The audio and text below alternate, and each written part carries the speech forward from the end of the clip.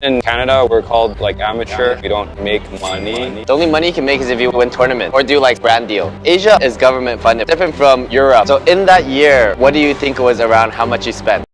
We all have dreams of being a professional badminton athlete, but what are the costs? Well, today we're here with Olympian Toby Ng, who's previously reached a world ranking of number 16 to find out what are the costs of being a professional badminton athlete and if it's within my budget, but not my skill level. Okay, so first let's talk about how much it cost one of your years where you were leading up to the Olympics. I guess my Olympic qualifying year means you're basically trying to qualify your world ranking for 1 year, playing as many international tournaments well as you can afford, I guess. Playing about 25 tournaments. Two tournaments per month? Pretty much. 20 to 25 different countries just to play. And then the long haul flights, spending 25 weeks around the world, that's probably however much that costed is. Well, I mean, like airplanes you can kind of get away, but hotels it's much harder to get away with lower costs. So that was actually right before Airbnb came out. A bit more challenging to do things a little bit more old school, like get a travel agent, see if we can get deals on flights, cheap hotels on Expedia, or things have evolved with Uber and Airbnb, but again,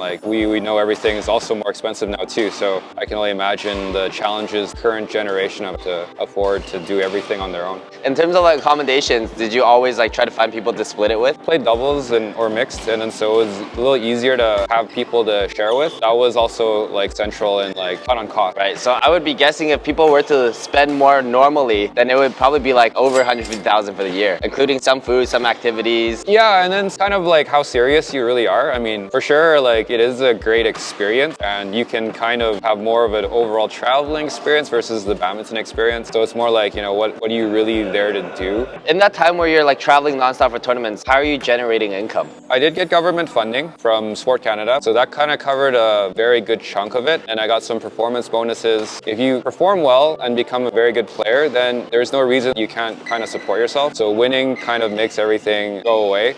You know, my goal wasn't just to make the Olympics, it was trying to like get some kind of result, because I know that if I could aim to, let's say, medal at the Olympics, then everything else would also have to fall in place, so I'd win enough tournaments so I can keep playing. So if you have to win to be able to keep playing, your mindset's going to be very different from someone who's just kind of to enjoy the experience. So in that year, what do you think it was around how much you spent? 40 to 50 grand. That's not that much. I mean, I was very like extra low food, budget. You ate, like, yeah, what did you eat?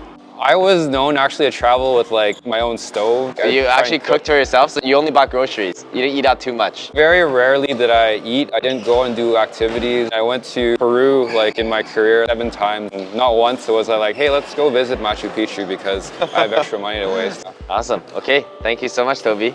Thank you. All right, win.